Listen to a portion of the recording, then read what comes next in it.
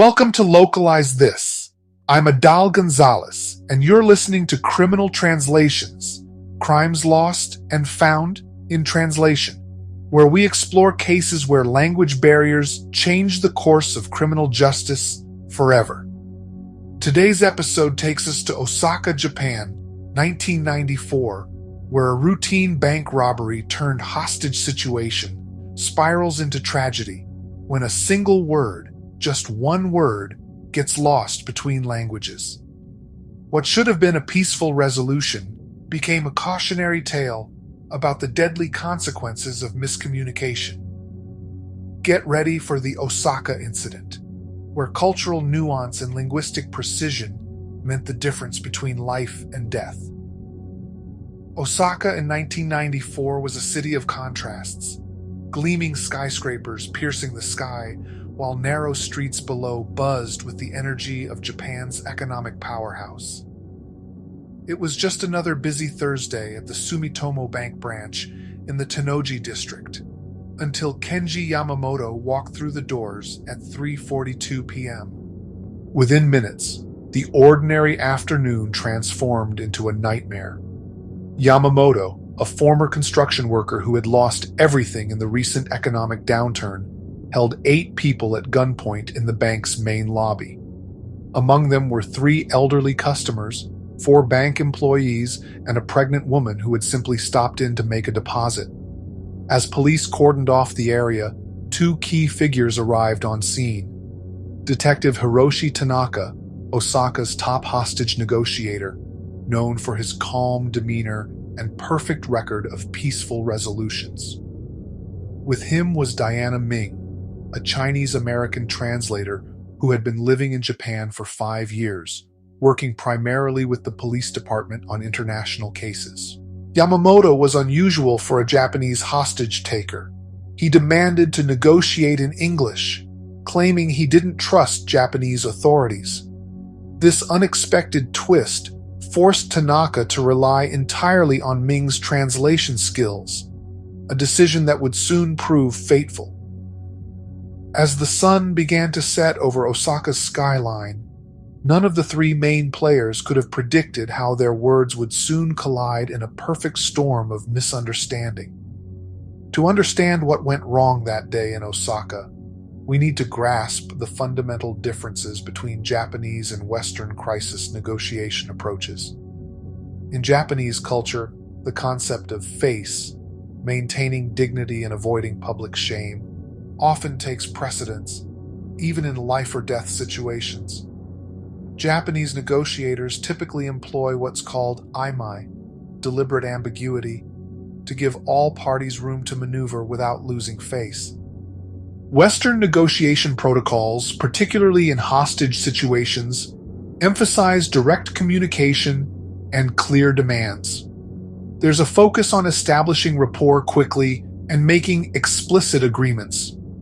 This approach, while effective in many contexts, can feel confrontational and even disrespectful in Japanese society, where indirect communication is often seen as a sign of respect and sophistication.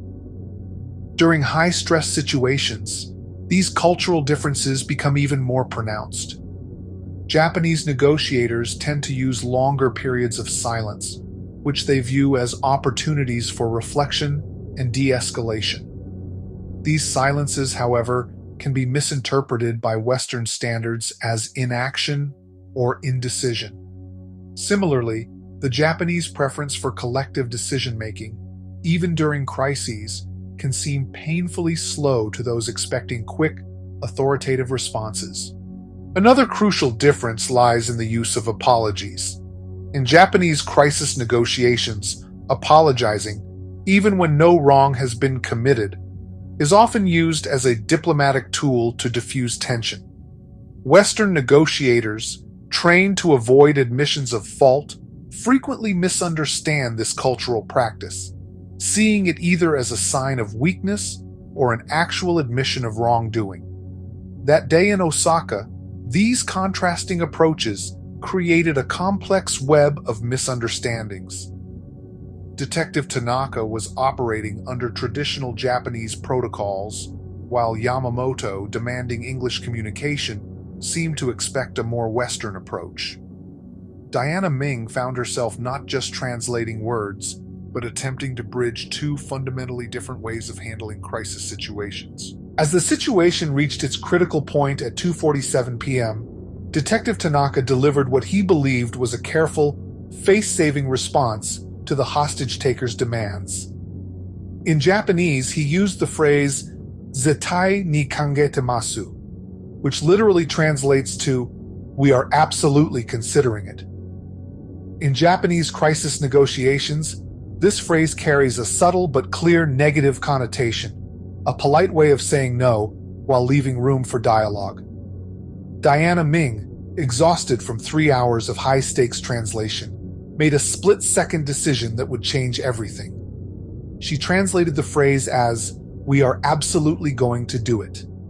In English, the word considering shifted to a promise of action, stripping away the crucial ambiguity that Detective Tanaka had intentionally embedded in his response. The hostage-taker Yamamoto instantly became agitated. He had received what he thought was a firm commitment, but the subsequent actions of the police didn't match this perceived promise. The disconnect between the soft rejection he was actually being given and the firm commitment he thought he'd received created a volatile situation. In his mind, the authorities were now going back on their word. What followed was a cascade of misunderstandings. Detective Tanaka, unaware of the mistranslation, continued with his measured approach, each careful response further convincing Yamamoto that the police were acting in bad faith. The cultural implications of the mistranslated phrase rippled outward. In Japanese, the very act of making such a direct promise would have been considered reckless in a negotiation context, while in English, anything less than a clear yes or no can be seen as evasive. The gap between these two linguistic and cultural approaches widened into an abyss. Within minutes, the situation that had been delicately balanced for hours began to unravel. Yamamoto, feeling betrayed by what he perceived as deception, became increasingly unstable. The subtle art of Japanese negotiation, designed to give all parties a graceful way forward, had been inadvertently transformed into what appeared to be a broken promise. The consequences of that fateful mistranslation unfolded with devastating speed. At 2:52 p.m., just 5 minutes after the miscommunicated promise, Yamamoto fired 2 shots. The first struck the ceiling, but the second hit 42-year-old bank teller Keiko Yoshida in the shoulder. The SWAT team, hearing gunfire, immediately breached the building. In the chaos that followed, 2 more hostages were injured, and Yamamoto took his own life. The investigation that followed would span months, examining every word exchanged during those crucial final moments. Diana Ming, the translator, resigned from her position immediately after the incident. In her official statement, she revealed she had been working for 14 hours straight before being called to the scene. The investigation uncovered that no protocols existed for ensuring translator rest periods during crisis situations. Detective Tanaka faced his own professional crisis. Though cleared of any procedural wrongdoing, he requested a transfer out of crisis negotiation. In his personal journal, later shared during the inquiry, he wrote, "The weight of words I never actually said will haunt me forever." The incident cast a long shadow over the Osaka Police Department's international operations. The most profound impact, perhaps, was on the hostages who survived.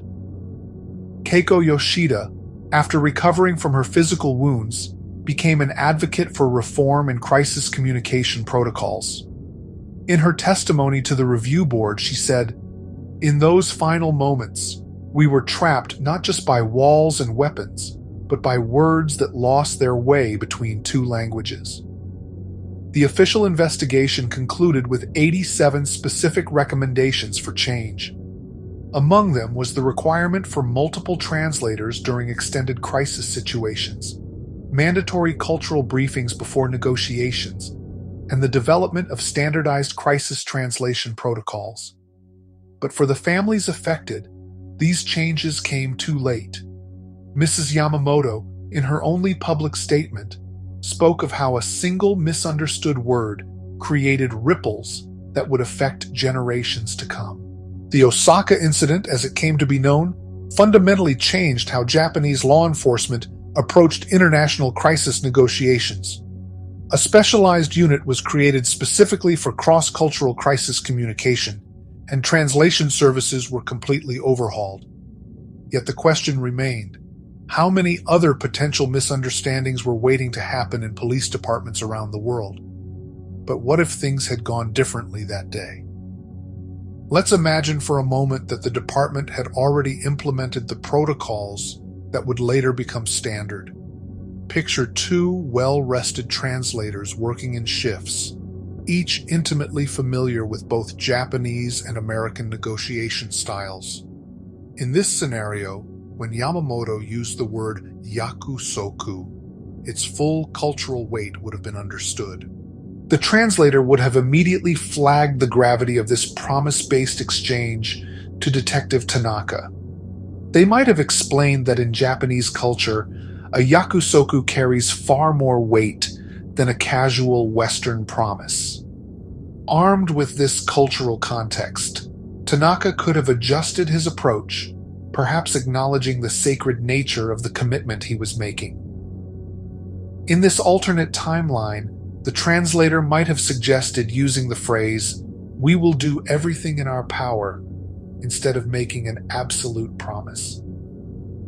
This subtle distinction could have maintained trust while managing expectations. Yamamoto, hearing this culturally appropriate response, might have felt truly understood rather than betrayed. The lessons from the actual Osaka incident led to profound changes in crisis negotiation worldwide. Today, major police departments employ cultural liaison officers who work alongside translators. In New York, crisis negotiators now undergo mandatory cross-cultural communication training. The London Metropolitan Police has implemented a system of cultural consultants on standby for international incidents. Perhaps most significantly, the International Crisis Negotiation Conference now dedicates an entire day to cultural linguistics. They study cases like the Osaka Incident not just as tragedies to be avoided, but as catalysts for change. As one trainer puts it, we're not just translating words anymore, we're translating worlds.